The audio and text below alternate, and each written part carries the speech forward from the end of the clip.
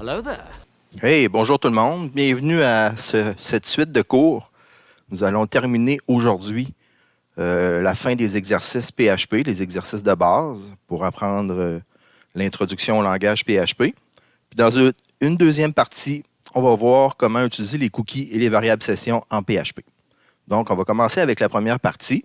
Si vous vous rappelez bien, dans les notes de cours que j'ai rendues disponibles sur Léa, il y a un petit fichier texte qui contient tous les exercices que j'ai faits au dernier cours et ceux que je vais faire aujourd'hui.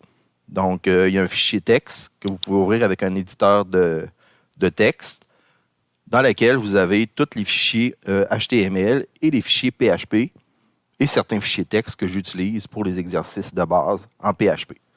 Donc, c'est ce que je vais faire aujourd'hui. Pour commencer, on va ouvrir notre machine virtuelle à l'aide de VMware.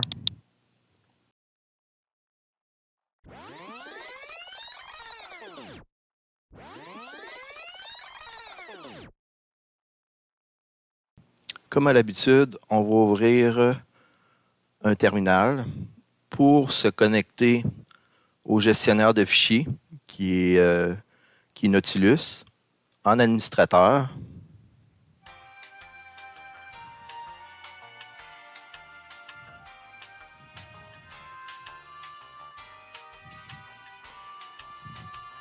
Ensuite de ça, je vais ouvrir une autre console pour me permettre d'ouvrir en mode administrateur mon éditeur de texte.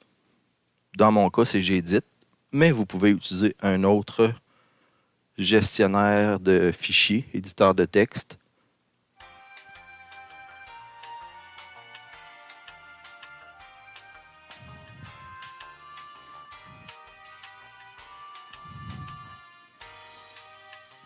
Et ensuite, on va ouvrir un navigateur web, dans notre cas Firefox, pour tester nos pages web.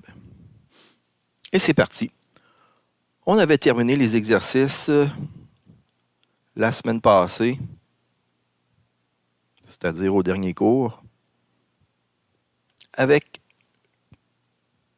le while, avec lequel on avait fait une boucle sans fin. On a vu le résultat. Ce n'était pas nécessairement agréable pour le client. Donc, on va poursuivre les exercices à partir du 11. Donc, je vais aller dans mon gestionnaire de fichiers Nautilus. Je vais aller à la racine de mes pages web, dans mon dossier MERS que j'ai créé. Mes exercices sont dans PHP. Donc, on est rendu au numéro 11, où on va faire un exercice sur le do-while. Donc, on va faire comme au dernier cours. On va regarder le code. On va essayer de deviner ce qui va se passer dans notre page. Comme on a vu au dernier cours, là, j'ai tout simplement mes en-têtes HTML comme à l'habitude, avec la fin de mes balises HTML à la fin du fichier. Dans le corps de mon fichier HTML, j'ouvre la balise PHP, je termine la balise PHP. Puis à l'intérieur, je vais faire un petit exercice avec un do-while. Donc, si vous regardez, j'ai une variable que je mets $i, que j'initialise avec la valeur 5. J'utilise un do, j'ouvre l'accolade. À l'intérieur de mes accolades, je vais faire tout simplement afficher ma variable i, suivi d'un petit point qui permet de concaténer deux chaînes de caractères. Donc, ça, on ne l'avait pas vu jusqu'à maintenant. Donc, dans mon écho, j'affiche le contenu de valeur i, suivi d'un point. En C, dièse, c'était le plus qui permettait de concaténer deux chaînes de caractères. Dans ce cas-là, j'utilise le petit point en PHP pour concaténer deux chaînes de caractères avec un changement de ligne, avec un BR. Ensuite de ça, j'incrémente mon signe $i++. Puis ensuite de ça, très important, j'ai marqué en commentaire ici. Puis à la fin de mon accolade, je fais un while, donc une condition, tant que i est plus petit ou égal à 4. Donc, si je regarde avec la valeur 5, il ne devrait tout simplement pas entrer dans la condition. Par contre, il devrait quand même faire une première fois, étant donné que c'est un do avec un while, il devrait faire quand même une fois la boucle. Donc, il devrait afficher notre 5. Donc, on va regarder le résultat dans notre navigateur web. Donc, si j'appuie sur mon fichier do-while. On voit qu'il a quand même fait une première fois la boucle et il a affiché le 5, mais il n'a pas refait la boucle parce qu'il ne respecte pas la condition. Donc, avec un do-while, il le fait quand même une première fois. Donc, on va aller faire un petit test. On va changer la condition ici. On va partir le i, par exemple, à 2. Donc, il devrait faire la boucle au moins 2, 3, 4. Donc, il devrait la faire 3 fois. Donc, je clique sur Enregistrer. Je reviens à mon navigateur web. Je fais un petit rafraîchissement. Et voyez, il a fait la boucle 2. Il a changé de ligne 3 et 4. Donc, le do-while a fonctionné. La première fois, même si la condition n'était pas respectée, il l'a quand même fait une fois. Donc, voici la démonstration pour le do-while. On retourne pour le prochain exercice, qui est le numéro 12. Le numéro 12, si je ne me trompe pas, je reviens dans mon navigateur web. Donc, pour être sûr que je suis au bon endroit. Un peu de manipulation. Mon numéro 12, c'est tout simplement faire afficher des variables d'environnement. Vous voyez, il y a un paquet de commentaires parce qu'à travers les années, j'ai utilisé le même fichier, puis il y a des variables d'environnement qui fonctionnent, qui ne fonctionnent plus. Donc, on va y aller avec les 4 lignes qui sont là. Le premier affichage, c'est avec getEnv qui va aller chercher la variable d'environnement pour remote address. Je refais le même stratagème avec le signe $ server qui me permet d'aller chercher la variable d'environnement. Ensuite de ça, j'utilise signe $ server pour aller chercher la version du logiciel qui est utilisé. Puis ensuite de ça, je vais chercher le logiciel qui est utilisé pour l'administrateur. Donc, il devrait me faire 4 affichages s'il n'y a pas d'erreur. Donc, je retourne dans mon Firefox. Ce n'est pas un exercice qui est vraiment compliqué. J'appuie sur mon exercice 12. Donc, il va me chercher l'adresse IP de la machine. Ce n'est pas très spectaculaire parce qu'ici, je suis en localhost. Donc, je fonctionne en local. J'ai ma version d'Apache qui apparaît ici, sous Ubuntu. Puis, j'ai le serveur admin que j'ai changé dans la configuration d'Apache qui apparaît, qui est mon adresse courriel. Donc, les 4 lignes ont fonctionné. Histoire de faire comme j'ai fait au dernier cours, je suis un petit peu tannant avec ça, mais pour être sûr qu'on comprend ce qui se passe quand on passe par le serveur, puis on utilise des pages avec du PHP. Regardez dans le code source de ma page, j'ai toujours pas de PHP, donc le PHP est interprété, puis il m'a envoyé le résultat parce que j'ai placé mes variables d'environnement dans un appel avec un echo pour l'envoyer à l'affichage. Puis j'ai mis des changements de paragraphe entre chaque ligne.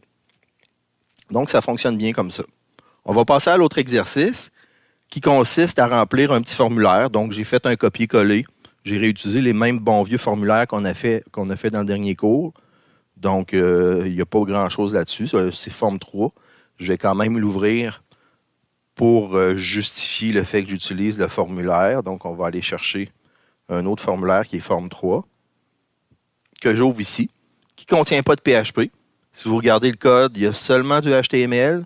J'attire encore une fois votre attention sur le form et le /form. Donc, ce qu'il y a entre les deux balises, ça va être notre formulaire. Dans notre formulaire, j'ai une méthode post, action. Donc, quand je vais appuyer sur le bouton envoyer, je vais appeler ma page 13 form1.php. Donc, ça, c'est les grandes lignes de notre formulaire. On remplit un petit formulaire. Quand je clique sur le bouton envoyer, on va tout simplement appeler le fichier 13 form1.php. Si on regarde à l'intérieur du formulaire, j'ai un premier champ que j'ai appelé « Oh ». Contrairement au dernier cours, j'ai changé le nom de mon premier input que j'ai appelé « NOM », qui est « non ». Ensuite de ça, j'ai un text area que j'ai appelé tout simplement « texte ». Donc, contrairement au dernier cours, histoire de se préparer à l'examen, j'avais changé le name de mon premier input. J'avais mis TEMPS juste pour nous mêler un petit peu pour voir si on comprenait ce qui se passait. Là, retenez que dans ce formulaire-là, j'ai un premier input qui s'appelle NOM, puis j'ai un text area qui s'appelle texte. Donc, on va aller voir le fichier PHP. On va essayer de l'interpréter, voir qu'est-ce qui va se passer. Donc, c'est 13 form1.php. Donc, quand je vais appeler ce fichier-là, si on regarde, j'ai mon HTML habituel. Ensuite de ça, je fais tout simplement afficher avec le titre H4 merci. Et j'utilise ma balise d'ouverture de PHP. Je fais un petit écho. Je vais chercher le nom de la personne. Donc, ça devrait écrire merci, espace, le nom que la personne va avoir rentré dans le formulaire. Ensuite de ça, j'ai terminé le PHP. Je termine le titre H4. Ensuite de ça, j'ouvre une balise PHP. Puis je vais tout simplement faire afficher le commentaire de la personne. J'affiche, bon, changement de paragraphe, votre commentaire, espace 2 points, avec un signe de $request, TEXTE. Très important, c'est ce que j'ai écrit dans le fichier HTML ici. Donc, TEXTE. Je fais un signe de $request. Je vais chercher le contenu du formulaire et je vais le faire afficher à cet endroit-là. Donc, on va regarder le résultat. Ce ne sera pas un résultat super spectaculaire, mais on devrait quand même voir apparaître. Disons que, mettons, j'écris votre nom, Mers, votre commentaire, mettons, il fait beau. Point d'exclamation. Donc, si on a bien compris le texte, il va tout simplement afficher merci, Mers. Puis ensuite de ça, il va afficher votre commentaire, il fait beau. On s'essaye. Merci, Mers. Votre commentaire, espace 2 points, il fait beau. Aussi simple que ça. Le but de cette petite page-là, c'était de récupérer à l'aide du signe de $request le contenu des différentes parties du formulaire, puis ensuite de ça, les faire afficher à l'écran. On va aller faire l'exercice suivant, qui est le forme 4. Encore une fois, j'ai utilisé le même type de formulaire. J'ai fait un copier-coller du code. On va aller voir le forme 4 pour le principe. Le forme 4 qui devrait être à peu près un copier-coller de ce que j'ai là. Donc, j'ai tout simplement, encore une fois, j'appelle la page 14 forme2.php quand je vais peser sur le bouton « Envoyer ». Pour ceux qui ne sont pas à l'aise avec les formulaires et le HTML, je vous rappelle que le formulaire commence par un form et se termine par la balise /form. Ensuite de ça, j'ai tout simplement un input type text name nom. Donc, retenez le NOM qui est là. Ensuite de ça, j'ai un text area qui s'appelle TEXTE. Donc, il faut retenir NOM. Il faut retenir TEXTE. Donc, dans mon fichier 14 forme2.php, encore une fois, on va regarder le code PHP et essayer de deviner ce que la page devrait nous offrir. Donc, je vérifie tout simplement si les champs sont remplis. Donc, c'est une espèce de petite validation. Je regarde si c'est pas vide pour le premier request NOM et si c'est pas vide pour le deuxième avec texte, le text area TEXTE. J'affiche tout simplement « Merci », le nom de la personne. Ensuite de ça, j'affiche le commentaire. Sinon, j'affiche « Erreur », point d'exclamation, parce que c'est un « if » et un « else ». Puis ensuite de ça, j'ai marqué « Vous devez remplir correctement tous les champs ». C'est vraiment basic comme validation, mais éventuellement, en PHP, on peut faire un peu de validation, mais ce n'est pas la force du PHP de faire de la validation.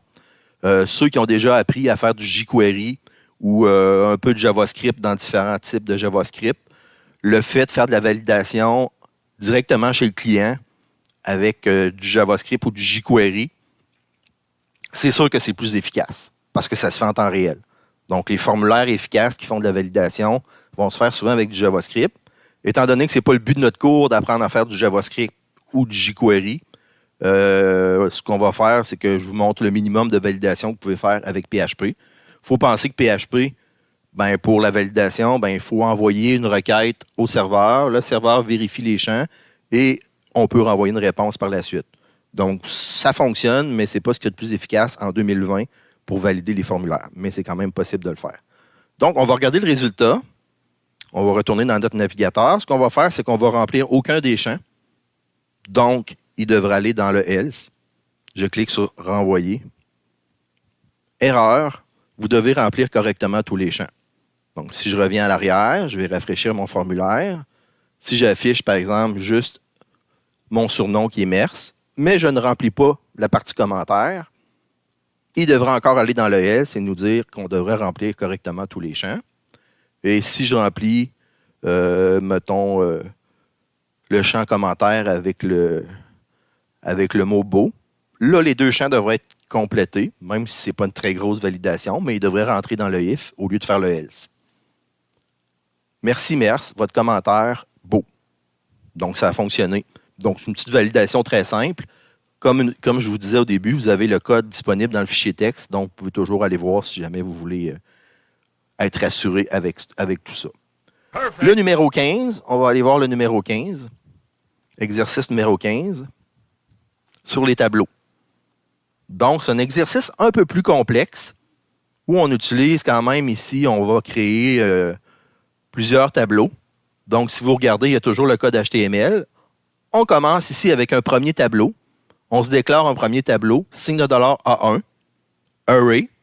Puis ce qu'on va mettre dans le tableau, ben, tout simplement son contenu. Si on ne spécifie pas les indices, donc il va commencer par défaut l'indice 0. Dans l'indice 0 de notre premier tableau, il va mettre un chien. Dans l'indice 1, il va mettre 2 chiens. Dans l'indice 3, 3 chiens.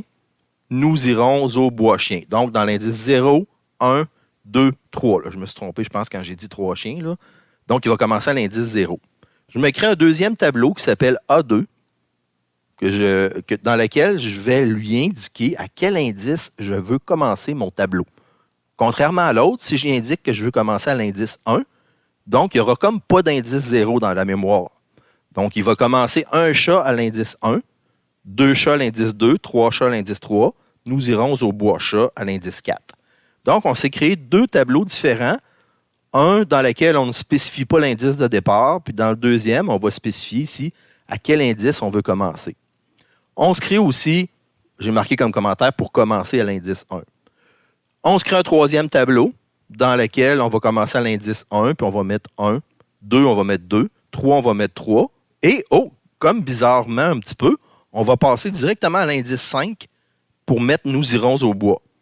Donc, vous voyez que les tableaux en PHP, ils peuvent être associatifs. Donc, ça veut dire qu'on n'est pas obligé de faire des tableaux avec des indices qui suivent nécessairement.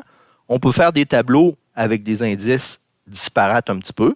On peut faire des tableaux aussi avec des caractères comme indice. Donc, associer, par exemple, une ville à le nom d'une équipe de sport ou quelque chose comme ça. On aurait pu faire un tableau associatif avec des chaînes de caractères comme indice.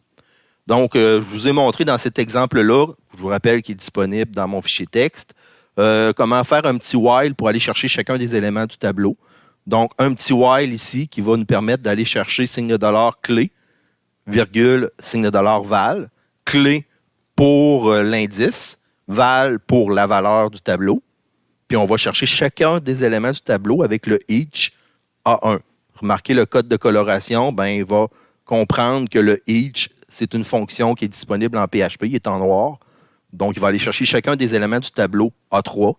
Puis ensuite de ça, avec un echo, on va faire afficher la clé, espace 2 points, la valeur, changement de ligne. Donc, il devrait nous afficher 1 avec la chaîne de caractère 1, 2, chaîne de caractère 2, etc. On fait un petit reset du tableau A3 pour vous montrer que c'est possible de le faire en PHP, ce qu'on n'avait pas besoin de faire quand on était en C dièse. Dans le echo, on va faire afficher le tableau, tout simplement comme ça, à l'indice 4. On va voir ce que ça va donner parce que dans le tableau A3, si vous avez suivi, il n'y a pas d'indice 4. Donc, on va voir ce que ça va donner. S'il va y avoir un petit warning ou il va y avoir quelque chose comme ça qui va apparaître dans ma page. Ensuite de ça, parce que je vous rappelle que dans le cours précédent, on a appris à aller mettre la ligne display erreur égale à on parce qu'on voulait voir apparaître les messages d'erreur. Évidemment, si vous présentez des pages web à un client, je vous suggère d'aller mettre en commentaire ou d'aller mettre le display erreur à off pour pas qu'on voit les messages d'erreur apparaître dans les pages. Ceci dit, je ferme la petite parenthèse, sans faire de jeu de mots. On va aller chercher après ça le contenu du tableau 3, puis on va inverser les valeurs et la clé. Donc, on va faire apparaître les valeurs en premier, puis la clé en deuxième.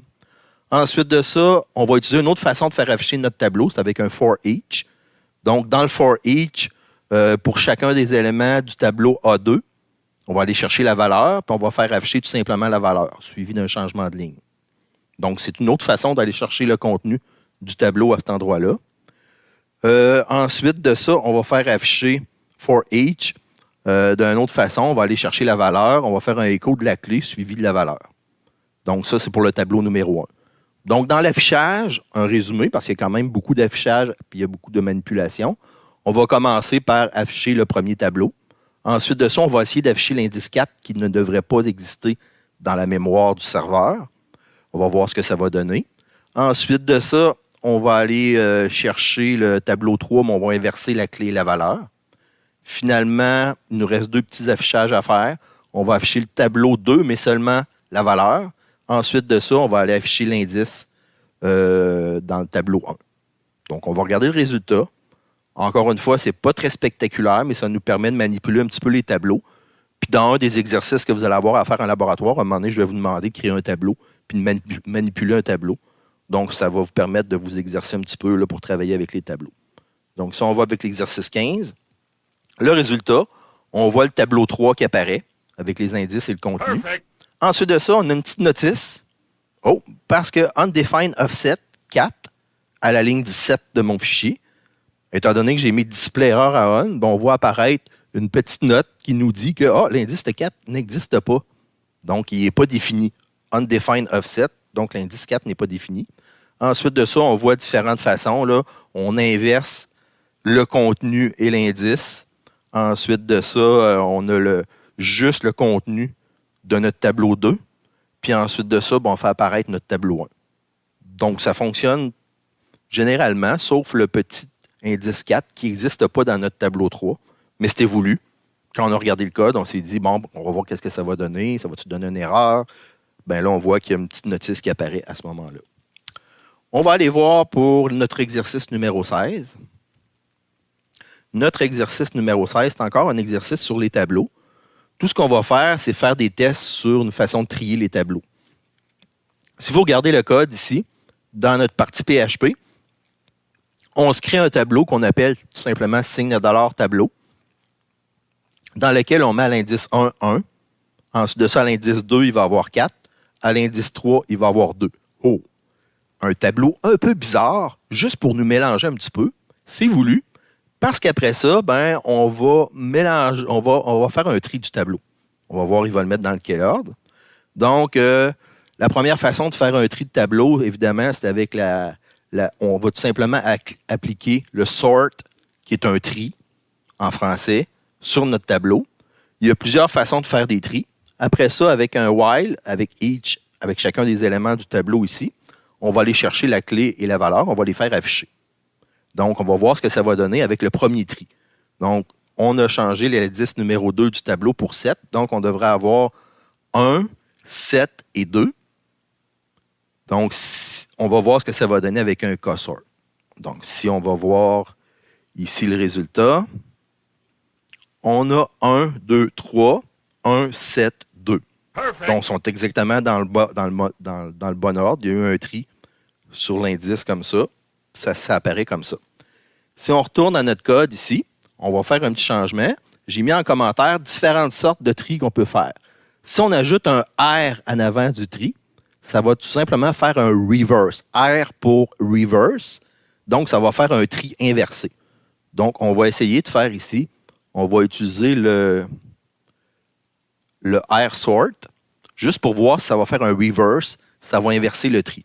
Donc, il ne faut pas oublier d'enregistrer notre fichier. Je retourne dans mon navigateur et on fait un petit rafraîchissement. Et vous voyez, ça a fait un tri inversé ici. Donc, sur les indices. Sur le contenu, je veux dire. 7, 2, 1, ça a fait un tri sur le contenu. Je pense que j'ai oublié de le dire, mais quand on utilise le K en avant, ça fait un tri sur les indices. Donc, si je reviens à ce que j'avais auparavant, j'avais un K-sort qui me permettait de faire un tri sur les indices. Donc, si j'utilise le K-sort, j'enregistre. On va voir ici un petit rafraîchissement. On voit qu'il fait un tri sur les indices au lieu de faire un tri sur le contenu. Donc, en résumé, le K devant le tri permet de faire un tri sur les indices au lieu de faire un tri sur le contenu.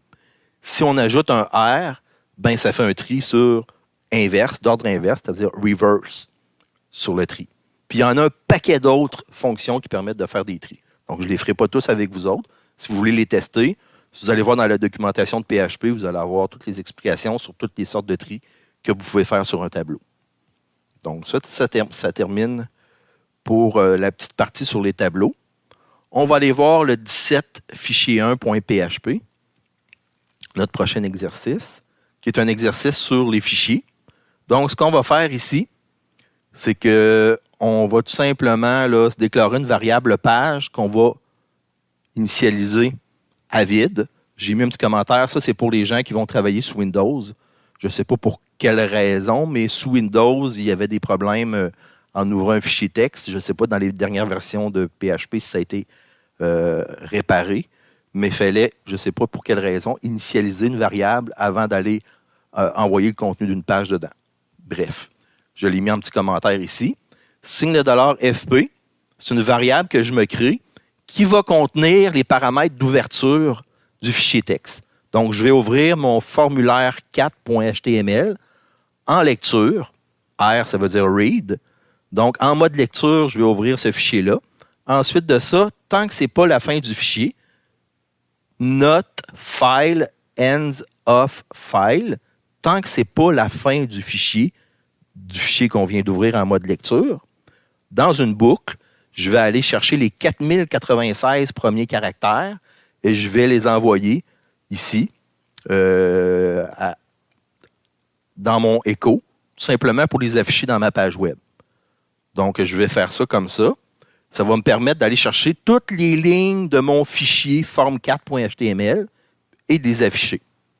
Donc, on va aller voir mon fichier form4.html, ce qui avait l'air. Form4.html, regardez, c'était mon petit formulaire qu'on a utilisé tout à l'heure.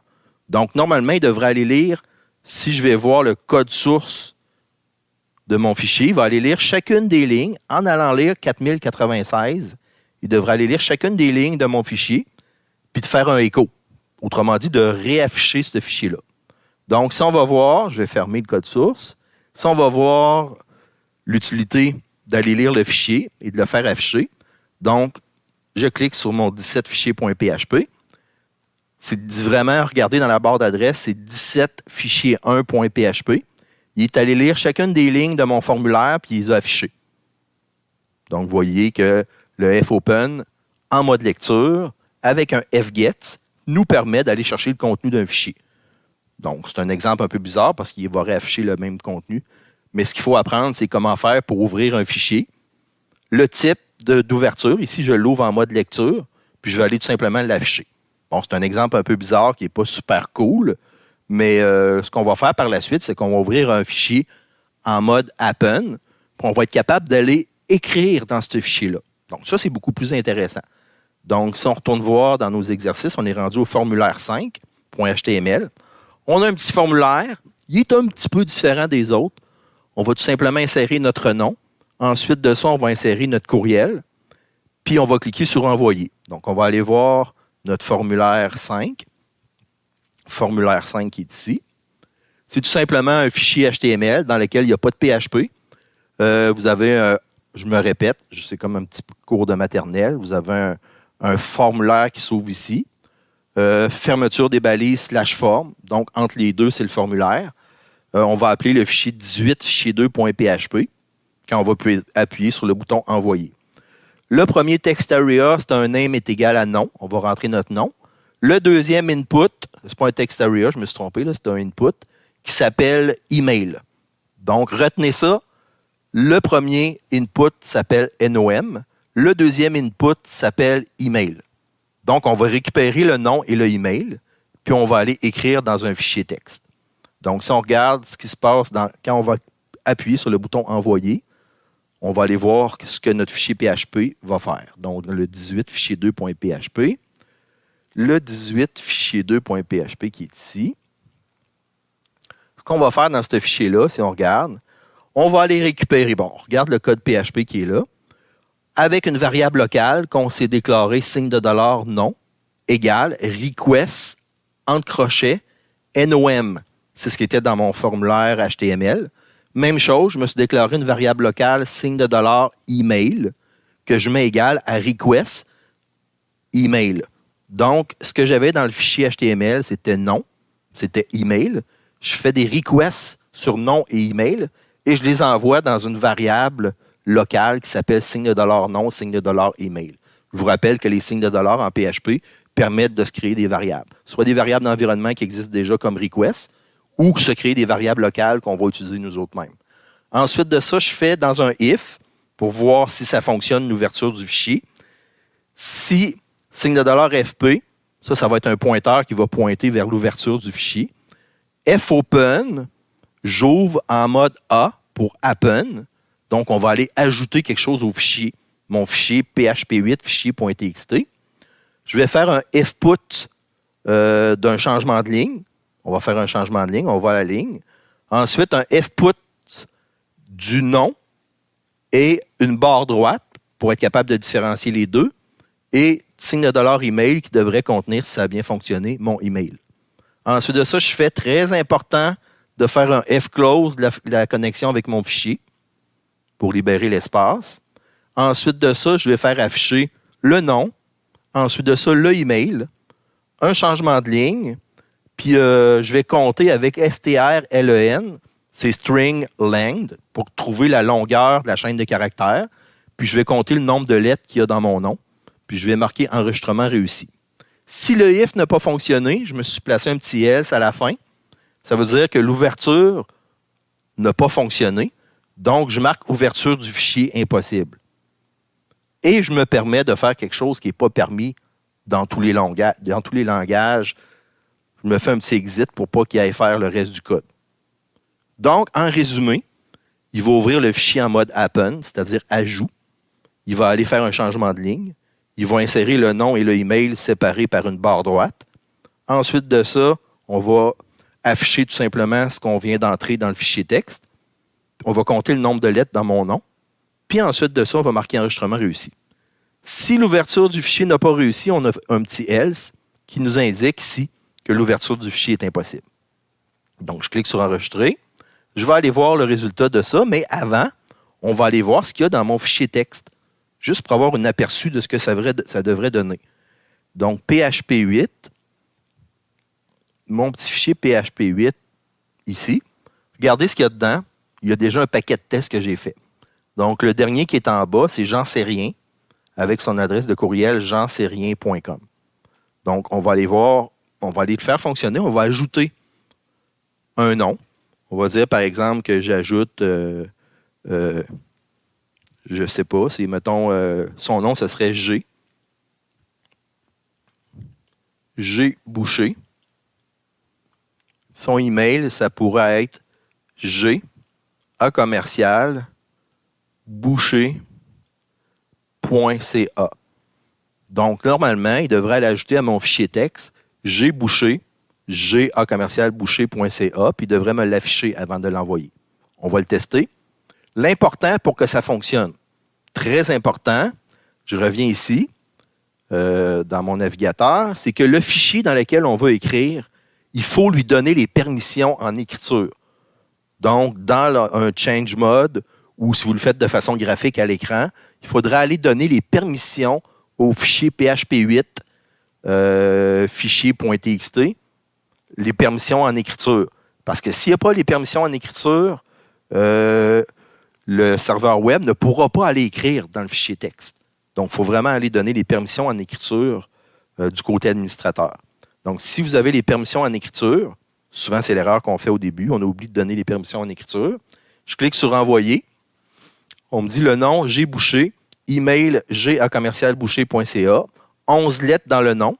1, 2, 3, il compte la barre d'espacement, 11 lettres dans G Boucher.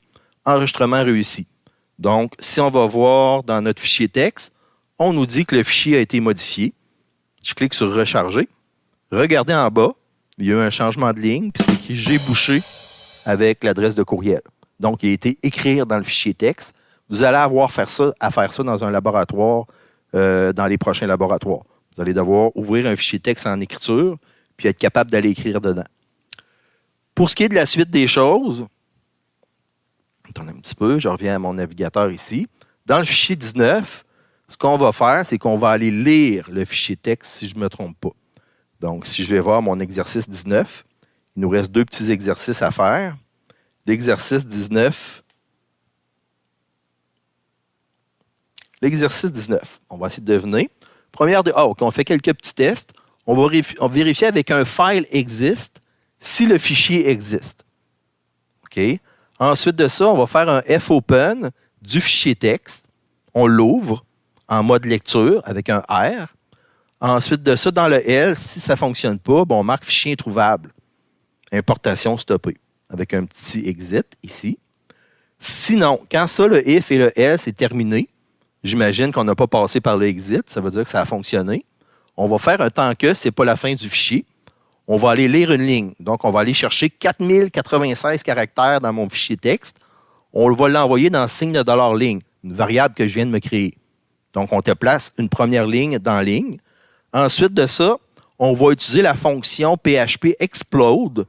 Explode qui va comme séparer ma chaîne de caractères en fonction de ce que je vais y passer comme paramètre. Moi, je sais que j'ai séparé le nom de la personne et le nom du courriel par une barre droite comme ça. Donc, il va aller chercher ce qu'il y a dans la ligne, signe de $ligne. S'il rencontre l'objet ici du explode pour la séparation, la barre droite, il va faire un explode puis il va envoyer le résultat dans un tableau. Je répète, le explode va séparer ma chaîne de caractères en fonction du paramètre que je lui ai passé. Dans ce cas-là, c'est une barre droite. Il va séparer le contenu de ma ligne que je viens de lire. Il va aller placer ça dans un tableau. Signe de $list, si j'envoie des éléments à l'intérieur dans des indices, il va devenir par le fait même un tableau. Donc, signe de $list, indice 0. Indice 0 va contenir le premier élément du tableau. Indice 1 va contenir le deuxième élément du tableau. Donc, mon nom va être dans l'indice 0 et mon courriel va être dans l'indice 1. Donc, je me déclare une variable nom dans laquelle j'envoie liste indice 0. Donc, je devrais envoyer mon nom dans cette variable-là. Je me déclare une variable email dans laquelle j'envoie signe de $list indice 1. J'en profite pour passer un autre élément de matière. Quand vous avez une ligne qui vous permet peut-être de faire des erreurs ou des warnings ou des petites notices, des fois, à l'affichage, on peut faire en sorte de ne pas afficher la petite notice ou le petit warning. On peut mettre un A commercial en avant d'une ligne pour faire en sorte que si jamais l'indice n'existait pas, ben pour enlever l'erreur qui devrait apparaître ou l'avertissement qui devrait apparaître. Ensuite de ça, je fais un écho pour faire afficher le contenu. Ceux qui se demandent, je suis un vieux prof, là, dans le bon vieux temps, on mettait des ENBSP point virgule.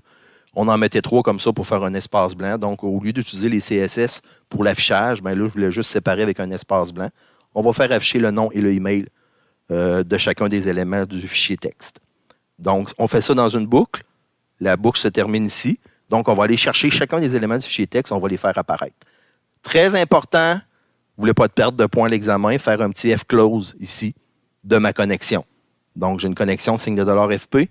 Donc, je fais un F-close pour fermer ma connexion avec le fichier texte pour libérer l'espace. C'est beaucoup de lignes. Vous pouvez reculer puis réécouter si jamais il y a des choses que vous n'avez pas très bien compris. Ce n'est pas super complexe, mais il y avait un petit peu de nouvelle matière là-dedans. Donc, en résumé, il devrait aller lire le fichier texte puis nous afficher le contenu. Donc, on va aller voir 19 ce que ça donne. Regardez, il va lire tout le fichier texte comme ça. Puis ensuite de ça, le dernier qu'on a ajouté, c'est gboucher, email g@commercialboucher.ca. Donc, ça a fonctionné. Il a été lire tout le fichier texte. Par contre, je n'ai pas vérifié s'il y avait des endroits, il y avait des lignes vides. Donc, il m'a affiché des noms et des emails avec des lignes vides. Parce que si on regarde dans mon fichier de base, à l'origine, mon fichier texte, il y a des lignes quand même qui étaient vides ici dans mon fichier texte. Donc, c'est pour ça qu'il a affiché des lignes vides. Donc, ça a fonctionné. On était capable d'aller lire. On termine avec le dernier exercice, qui est l'exercice numéro 20. L'exercice numéro 20, on va aller voir ce que ça donne comme résultat. C'est le même genre d'exercice. Ce qu'on va faire, c'est une autre méthode pour aller lire dans le fichier texte. On va tout simplement aller placer PHP fichier texte ici, .txt, dans une variable signe de $fichier. On va faire une commande qu'on n'avait pas fait. On va faire juste un file exist. On va vérifier si le fichier existe. Je passe rapidement en bas au else. Si le fichier n'existe pas, je marque fichier introuvable. S'il existe, il va rentrer dans le if. On fait tout simplement afficher signe de $fichier avec un changement de ligne. Ensuite de ça, on ouvre le fichier dans un tableau. Donc, on va aller chercher tout le fichier et on va le mettre dans un tableau ici. Ensuite de ça, on va faire un écho du tableau. Oups, un tableau, c'est un pointeur. Donc, ça va faire une petite notice, un petit warning. J'ai marqué comme commentaire, oups, c'est un pointeur. Donc, un pointeur, il va contenir une adresse qui pointe vers le contenu. Donc, si vous cherchez sur Internet, je ne le fais pas ici, mais il y a une façon d'afficher un tableau à l'aide d'un écho, un type de écho qui permet d'afficher un tableau. On ne le fait pas ici. Je voulais juste vous montrer l'erreur que beaucoup de gens font au début, font tout simplement un écho sur un tableau, puis ça va donner une petite notice ou un petit warning ici. Donc, cette ligne-là, on va la laisser là, mais n'oubliez pas que ça va faire un petit problème dans ma page. Ensuite de ça, je vais aller chercher chacun des éléments de mon tableau, puis je vais l'afficher. Puis j'ai mis un petit else à l'ouverture du fichier dans un tableau, voir erreur, le fichier n'a pas pu être ouvert. Donc, c'est une autre façon d'aller lire dans le fichier. Si on regarde le résultat de ça, numéro 20, regardez, dans ma première variable, j'ai mis tout simplement le nom du fichier. Ensuite de ça, je vous avais averti qu'il y aurait peut-être une petite notice, Array to String Conversion. Ça veut dire qu'il essaie de placer un tableau dans une chaîne de caractères. Ça ne fonctionne pas à la ligne 12. Ensuite de ça, on va faire apparaître tout le contenu de mon tableau, ici, chacun des indices de mon tableau, avec le for each. Donc, si on regarde ici, pas le for each, mais je veux dire avec le while pour each, chacun des éléments de mon tableau. Donc, ici, vous voyez que ça a généré une erreur. Juste pour vous montrer si le A commercial fonctionne, si je place un petit A commercial en avant de mon écho de fichier, oh non, c'est pas la bonne ligne. Ah oui, attendez, non, c'est pas la bonne ligne. Mon petit écho qui est là, si je place un petit A commercial pour enlever le message de warning, la petite notice, donc je viens ici, j'aimerais ça ne pas voir apparaître la petite notice qui est là. Si je fais un rafraîchissement, oh, il y a une erreur à la ligne numéro 12. Ce que j'ai fait à ma ligne numéro 12, OK, il ne faut pas que je mette le A commercial en avant du écho. Il faudrait que je le mette en avant de ma variable. On s'essaye comme ça. Donc, je n'ai pas mis le A commercial au bon endroit. Si je fais enregistrer, j'essaie à nouveau. Non, ça n'enlève pas le A commercial. Est-ce que j'étais sur la bonne ligne?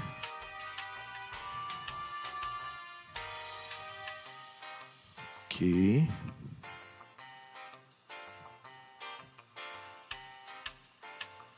Je ne suis pas certain.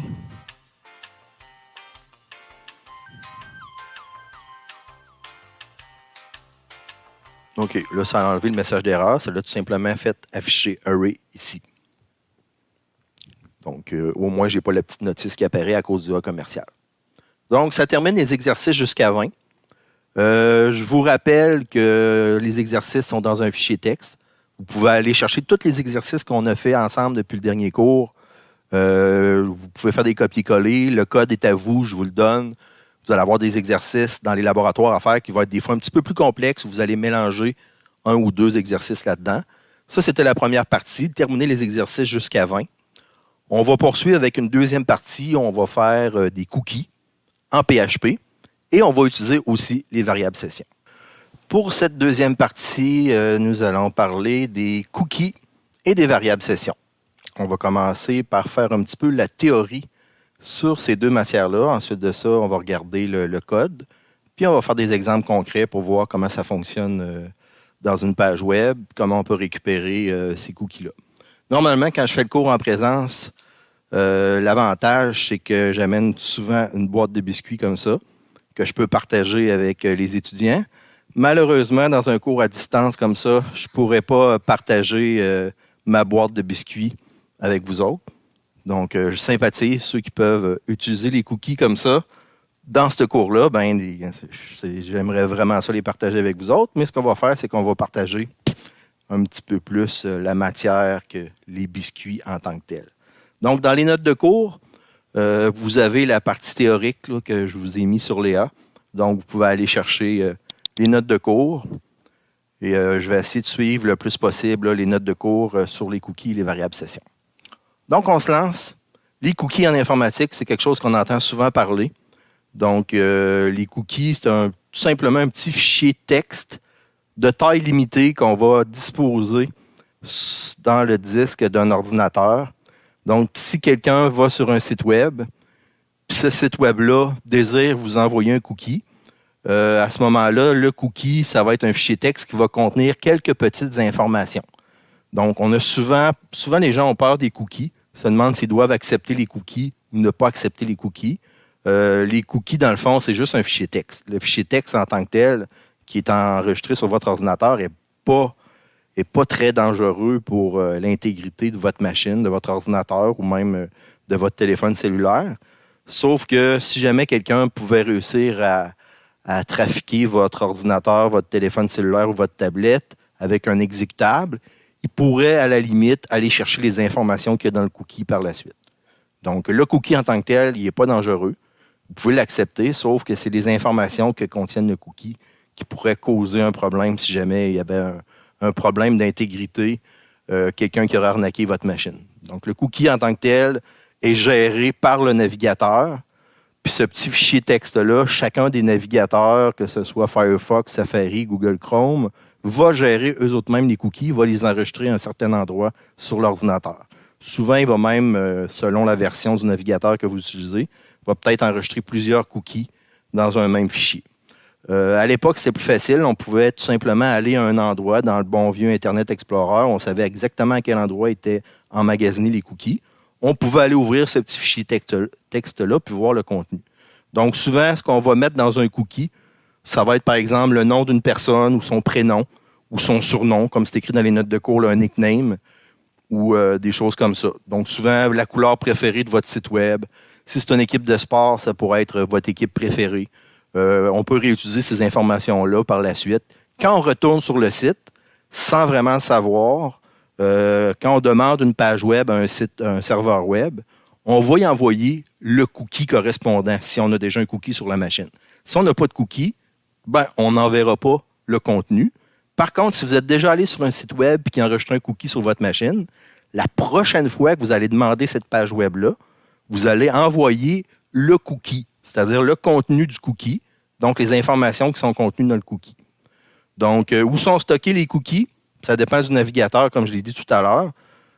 Je vous montre un exemple ici dans les notes de cours, parce qu'à cette époque-là, c'était plus facile avec Internet Explorer. On savait exactement où était le cookie. Donc, vous avez un exemple ici là, qui était stocké dans le dossier administrateur.mers cookie.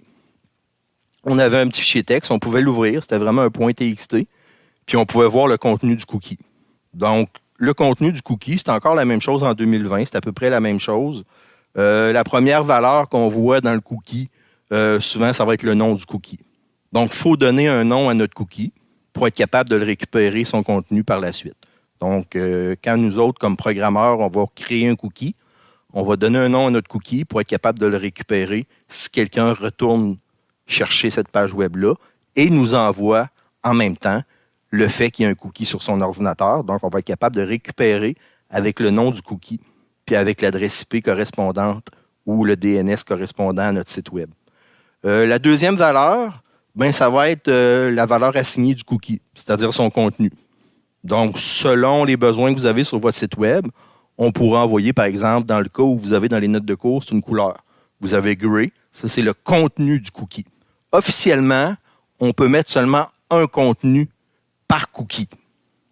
Par contre, comme on a vu tantôt dans ce qu'on a fait en PHP, on peut envoyer un contenu, mais on pourrait camoufler 2-3 contenus en les séparant par des barres obliques, par exemple, ou des trucs comme ça. Puis on pourrait récupérer un contenu de cookie, mais le séparer, exemple, avec un explode pour aller chercher 2-3 contenus dans un seul cookie.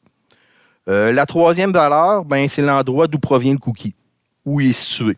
Donc, ça pourrait être une adresse IP. Dans notre cas en laboratoire, ou dans les exemples que je vais vous montrer tantôt, ça va être notre adresse IP. Mais par contre, ça pourrait être aussi un DNS d'un site web pour savoir d'où vient le cookie. Les valeurs suivantes sont des valeurs par défaut, à moins qu'on les change. On va voir dans l'exemple tantôt, on va insérer une date d'expiration du cookie. Donc, en mettant une date d'expiration du cookie, on va pouvoir dire que ce cookie-là, il est bon, exemple, pendant 6 mois, pendant 1 an. On va pouvoir faire ça.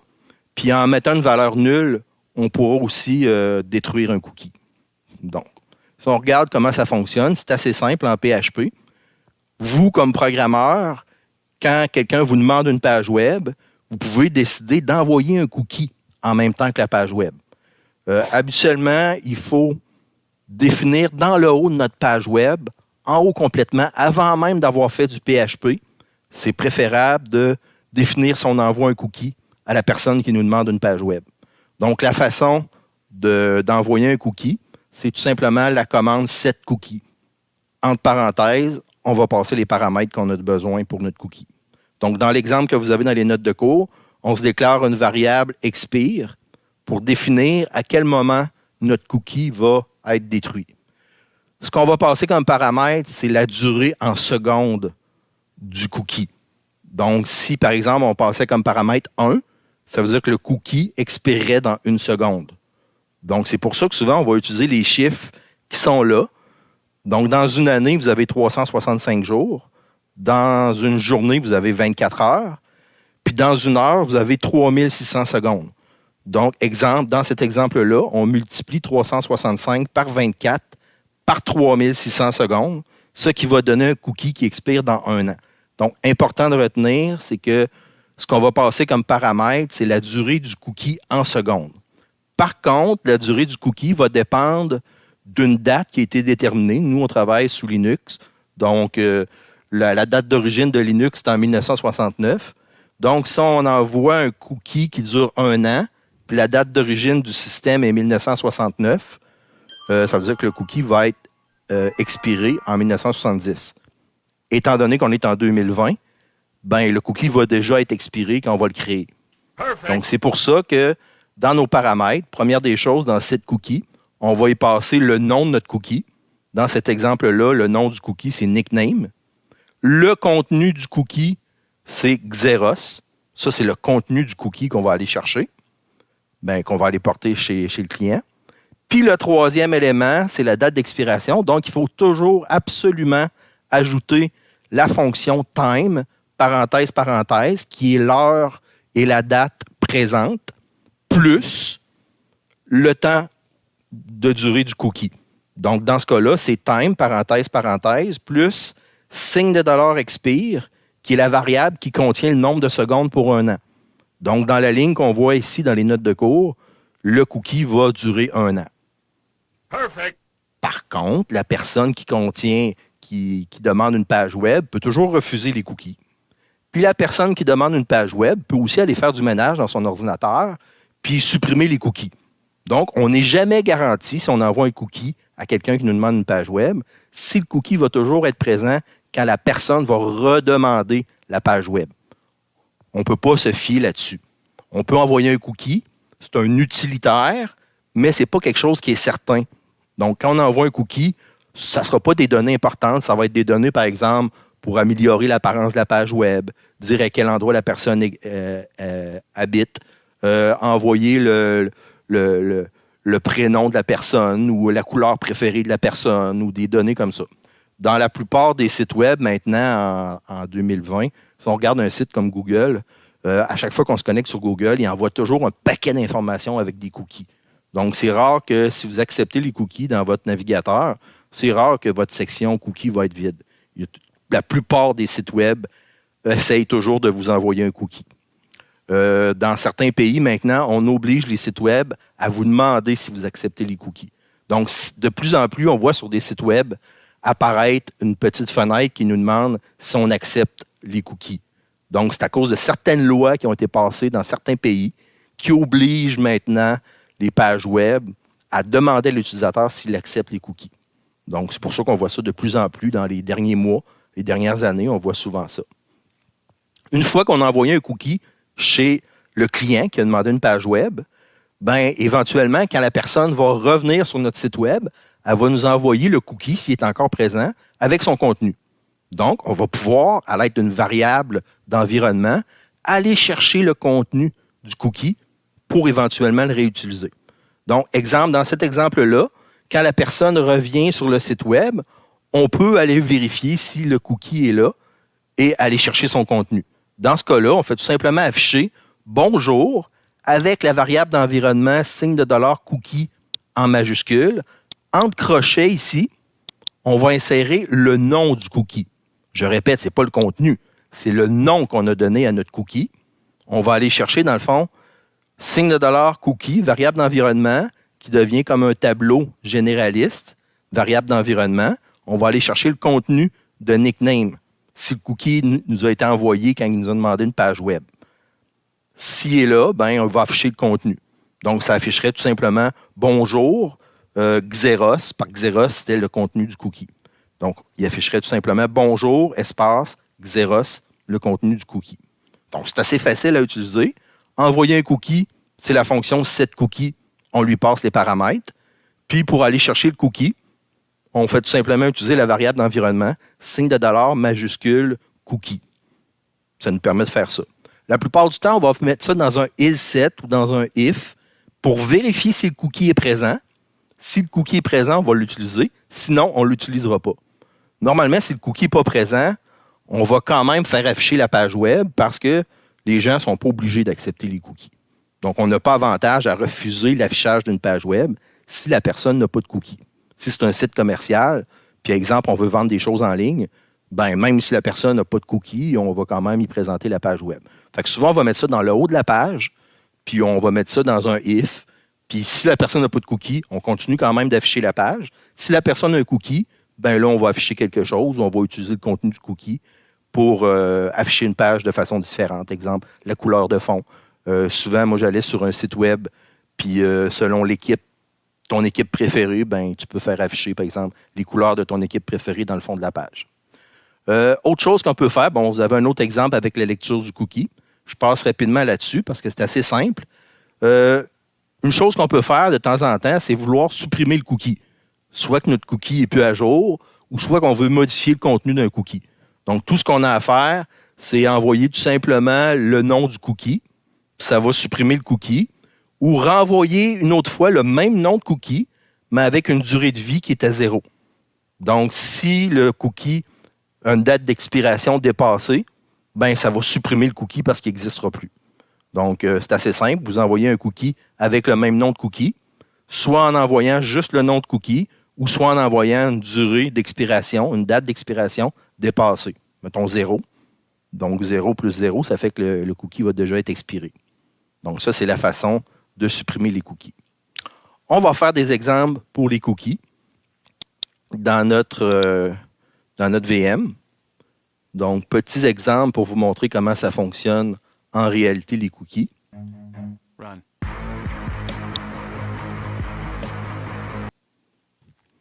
Donc, on va faire comme à l'habitude. Je vais vous présenter le code, puis on va essayer de voir comment ça se passe dans le navigateur. Donc, première des choses, mes fichiers de cookies. Donc, j'ai 3 fichiers de cookies. En passant, ils sont disponibles dans les notes de cours. Je vous ai mis un fichier Word avec le code, comment j'ai fait pour créer les cookies, puis comment j'ai fait pour aller le lire par la suite. Donc, dans mon premier fichier, c'est tout simplement un petit formulaire dans lequel je vais demander à l'utilisateur de donner un contenu à mon cookie. Le nom de mon cookie, ça va être Monster. C'est un petit peu le principe du cookie Monster, là, ceux qui connaissent l'émission de télé. Donc, ce qu'on va faire, c'est qu'on va créer un cookie qui va s'appeler Monster, puis je vais demander à l'utilisateur, dans un petit formulaire, de rentrer du contenu. On va appuyer sur le bouton « Envoyer », « Renvoyer », puis on va passer au deuxième fichier qui va créer mon cookie. Donc, on va aller tout de suite à la page d'accueil du cookie, ici. Donc, si on voit... Oh, j'ai pas été sur la bonne page. Sur la première page ici, donner le contenu du cookie Monster, c'est tout simplement un formulaire, il n'y a même pas de PHP là-dedans. Donc, notre cookie Monster, on va l'appeler dans les circonstances, par exemple, on va l'appeler COVID. Donc, il va créer un cookie Monster, ça va être le nom du cookie, qui va s'appeler COVID. On va aller voir le fichier qui nous permet de créer le cookie. Donc, c'est le cookie 1 ici. Quand on va remplir le formulaire, on va appuyer sur Envoyer, il va appeler la page cookie 1. Cookie 1, regardez où j'ai placé la création de mon cookie. Je l'ai placé complètement en haut, avant même d'avoir du HTML. Donc, très important, regardez, c'est en haut complètement de mon fichier, avant même mes entêtes de HTML, avant même qu'il y ait un envoi d'affichage à l'écran. Je vais tout simplement ici aller chercher le nom du cookie. Voir, je mets un petit A commercial parce que je ne sais pas s'il existe, donc je ne veux pas qu'il y ait de petites notices ou de petits warnings qui apparaissent. Puis ensuite de ça, je vais créer mon cookie. Je vais aller chercher ici ce que j'ai rentré dans le formulaire, dans NOM. Je vais le mettre dans ma variable signe de $cookie. Ensuite de ça, je vais créer mon cookie qui s'appelle Monster. Son contenu, ben, c'est ma variable, ce que je viens d'aller chercher dans le formulaire. Puis je regarde ici, sa date d'expiration, ça va être la date d'aujourd'hui, l'heure d'aujourd'hui, plus 60 secondes. Donc, mon cookie ne durera pas longtemps. Après 60 secondes, si je vais chercher le contenu du cookie, il n'existera plus. Donc, je ne serai pas capable d'aller le chercher. Puis, tout simplement, dans ma page, ici, là, je vais tout simplement afficher la date d'aujourd'hui, puis je vais la faire afficher pour savoir c'est quoi l'heure puis la date d'aujourd'hui, pour savoir si le cookie a été... J'ai marqué une petite blague, là, cookie, manger le, puis je fais apparaître la date d'aujourd'hui. Ensuite de ça, je mets un lien vers la page précédente ou je mets un lien vers la seconde page qui va aller chercher le contenu du cookie qui va nous l'afficher. Donc, je vais aller voir la troisième page tout de suite, qui est ma page cookie2.php. Ma page cookie2.php, ben, je fais tout simplement un if A commercial pour pas qu'il y ait de petits warnings ou d'erreurs s'il n'existe pas. Je vais chercher Cookie Monster. Je regarde s'il existe. Après ça, je fais contenu du cookie trouvé. Puis, je fais un écho pour faire afficher le contenu du Cookie Monster. Dans notre cas, ça devrait être COVID. Sinon, je marque cookie non présent, déjà mangé. Puis, je mets un lien vers la première page. Donc, si le cookie n'est pas présent, il va aller dans le else. Puis, on va marquer cookie non présent, déjà mangé.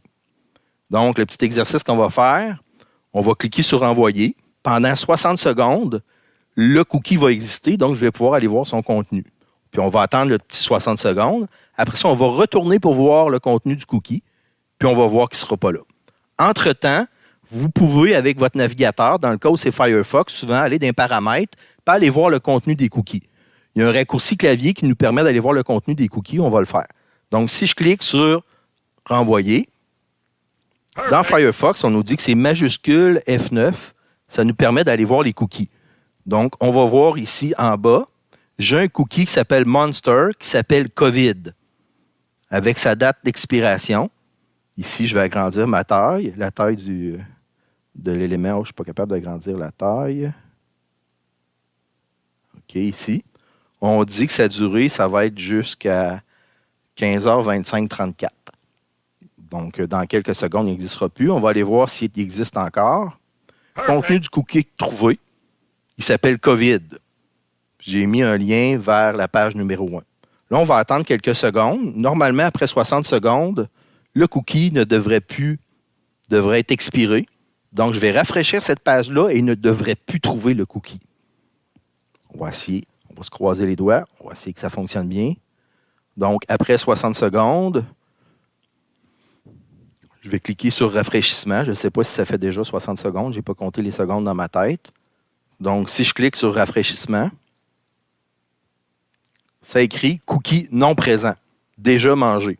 Donc, après 60 secondes, le cookie a été expiré. Donc, regardez, il n'est pas effacé ici, sauf qu'il n'a pas été envoyé avec ma demande de page web. Donc, il est expiré. Donc, je peux aussi tout simplement aller supprimer tous les cookies qui sont là, faire le ménage dans mon navigateur Firefox pour séparer tous les cookies. Perfect. Donc, dernier petit, je retourne vers le lien cookie. Admettons, je me crée un cookie COVID-19. Je clique sur renvoyer. On vient de voir apparaître le cookie qui est ici. Si je clique vers le lien pour mon autre page pour aller lire les cookies, ça ne fait pas 60 secondes, donc il devrait exister. Contenu du cookie trouvé, ça écrit COVID-19. Puis si j'attends 60 secondes, on va rafraîchir ma page, puis le cookie devrait être expiré, donc il ne trouvera plus le cookie. Donc c'est une façon de détruire le cookie, envoyer soit une date qui est expirée. Dans mon cas, je n'aurai pas besoin de détruire mon cookie. Après 60 secondes, il va être automatiquement détruit. Donc si on attend 60 secondes,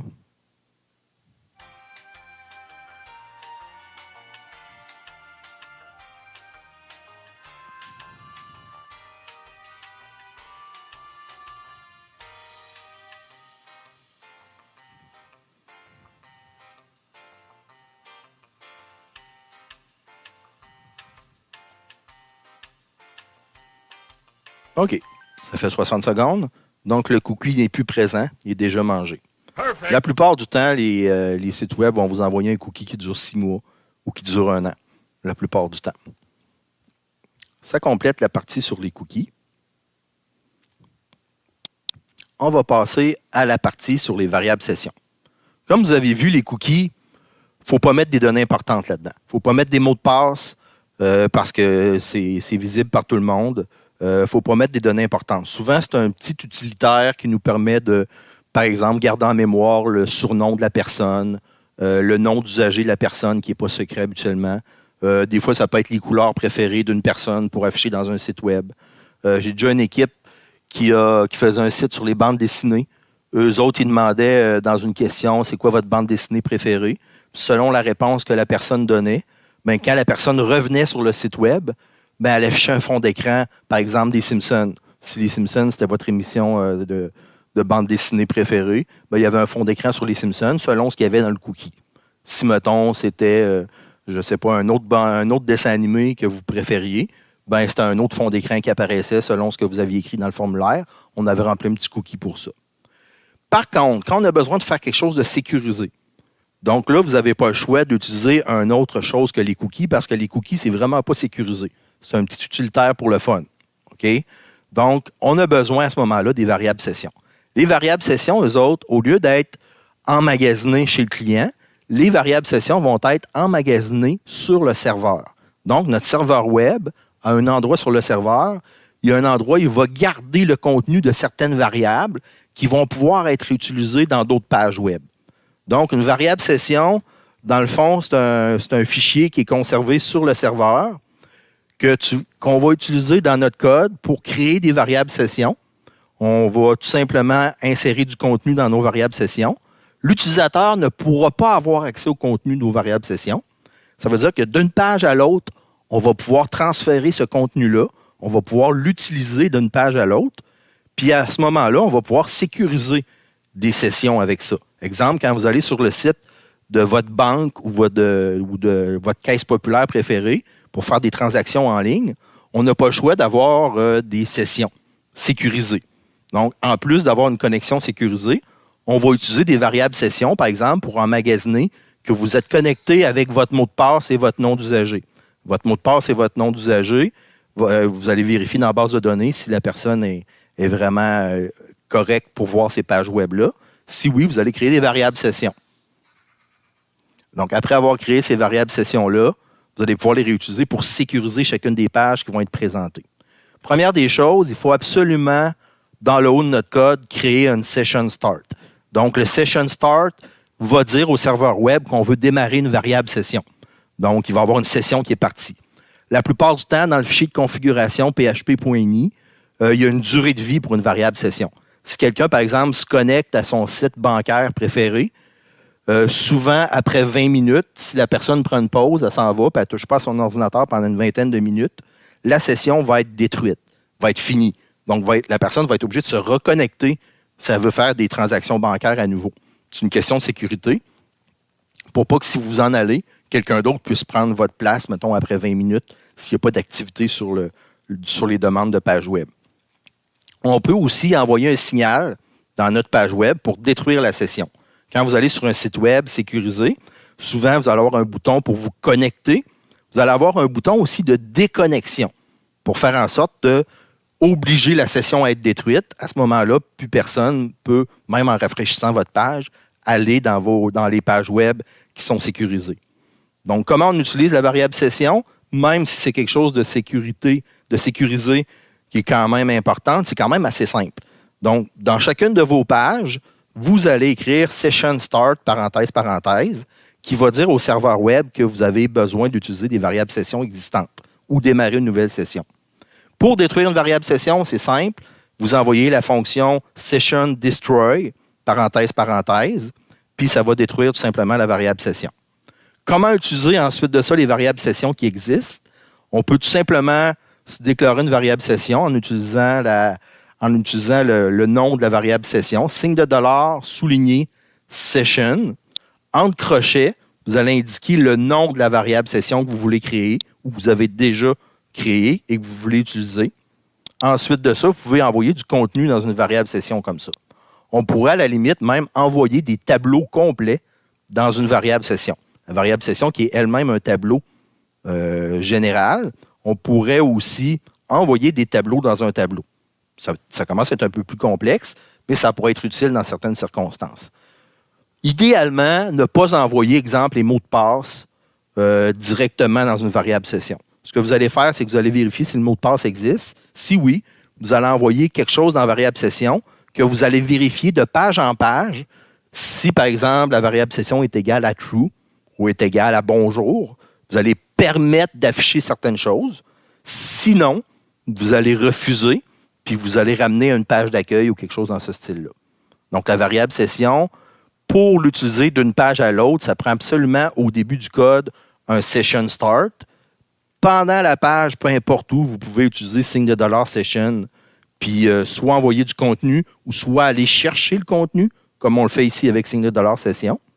Puis ensuite de ça, quand vous avez terminé d'utiliser la session, ben, il faudra envoyer un session destroy pour terminer la session. Donc, ce n'est pas beaucoup plus compliqué que ça. Par contre, vous pouvez automatiser le démarrage des variables session. Donc, session start, vous pourriez le mettre égal à 1. Ça ferait en sorte que sur chacune de vos pages, le session start serait automatisé, serait démarré. Sauf que dans le cadre de nos pages à nous autres, je vais vous demander de prendre l'habitude d'aller placer un session start dans le haut de chacun de vos fichiers pour utiliser les variables session. Puis ensuite de ça, vous avez tout simplement utilisé une variable session, envoyer du contenu ou aller lire son contenu.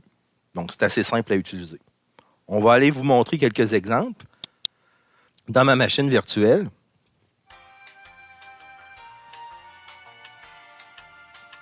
vous allez voir, l'exemple n'est pas vraiment complet. Et pas vraiment complexe. Je vais tout simplement ici, regardez, on va effacer les cookies. On va fermer la partie qui est là. On va aller voir le fichier pour les variables session.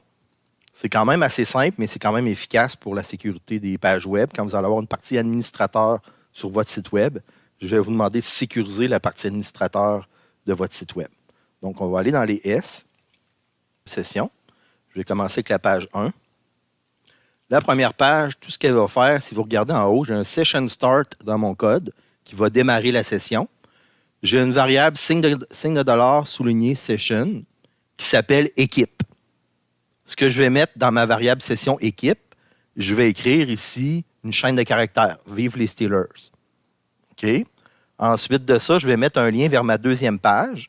La variable session va être créée sur le serveur.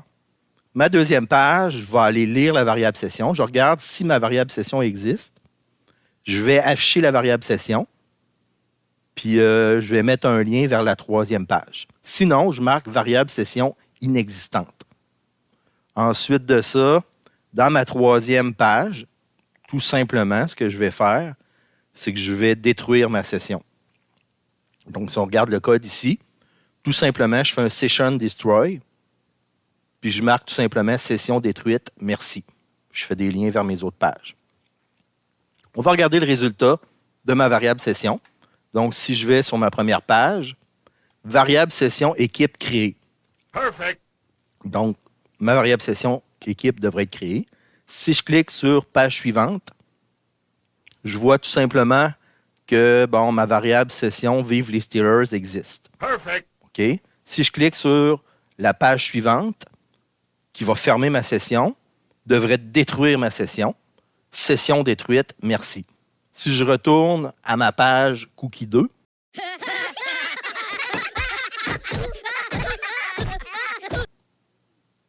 cookie non présent. Non, pas ma page cookie 2, je devrais aller sur ma variable session 2, excusez-moi.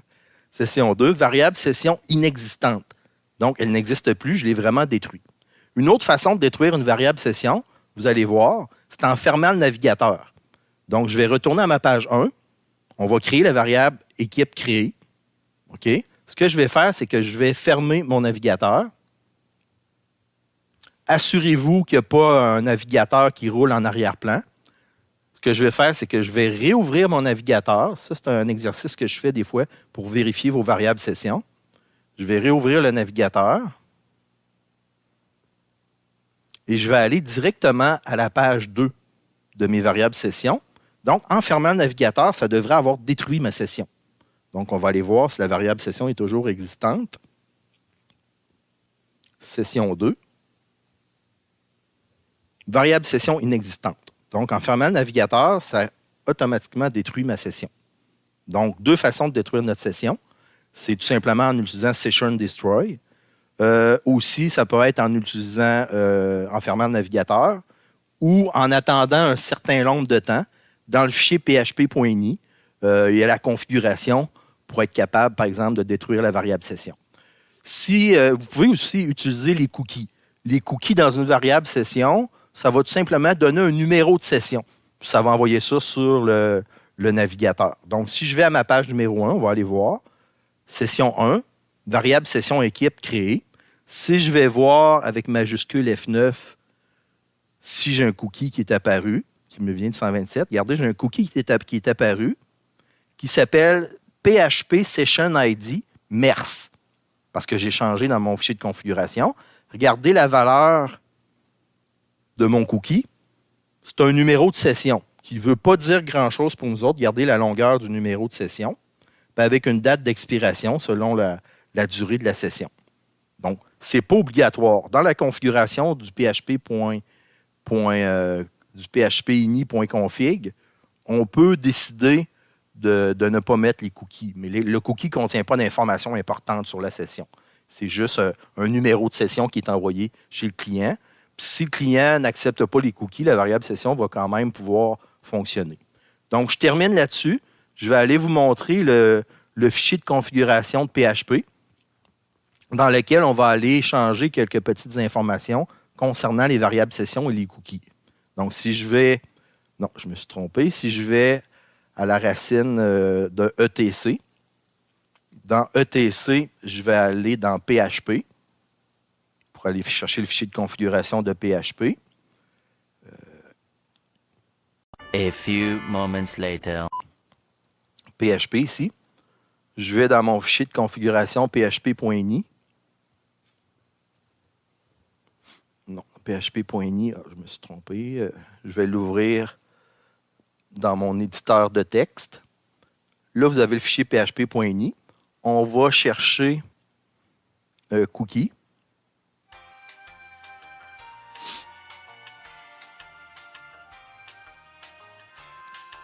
Regardez dans mes cookies. Vous avez une valeur limite pour l'exécution des cookies. Vous avez différentes choses qu'on peut faire ici avec les cookies. Donc, il n'y a pas grand-chose qu'on peut faire avec les cookies. Vous avez le display erreur. On va chercher ici session.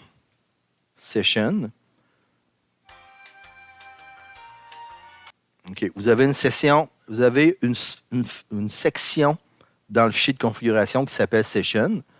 Vous avez ici où on sauve les sessions dans un fichier.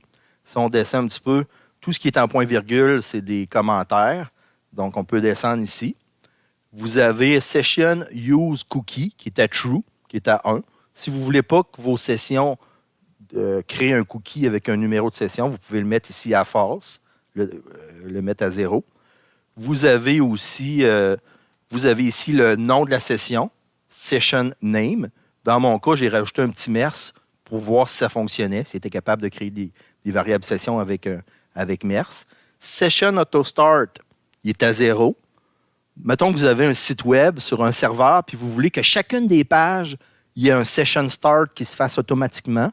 On pourrait changer la ligne de code ici pour faire en sorte que, au lieu de mettre 0 pour Session Auto Start, on pourrait le mettre tout simplement à 1. Ça ferait en sorte que sur toutes les pages web, les variables session seraient démarrées automatiquement.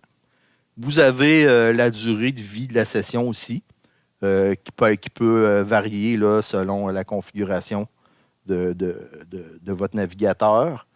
Donc, puis ici, de la configuration que vous avez dans php.ini. Vous avez max lifetime. Ici, probablement que c'est en secondes.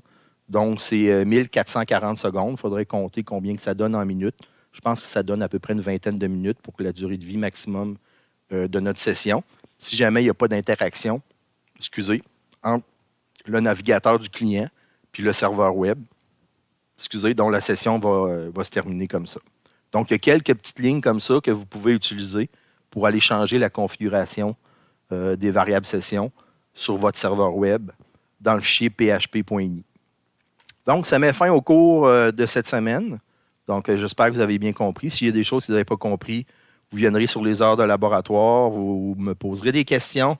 Vous avez des laboratoires qui sont disponibles, qui sont à faire en ligne. Donc, j'espère que ça va bien fonctionner pour ceux qui vont faire leur laboratoire à la maison. Probablement qu'on va se voir en laboratoire bientôt pour être capable de corriger ça. Si vous avez des questions, n'hésitez pas à venir me rencontrer sur Teams. Je vais être disponible pour répondre à vos questions. Donc, merci pour votre attention. Bonne fin de journée.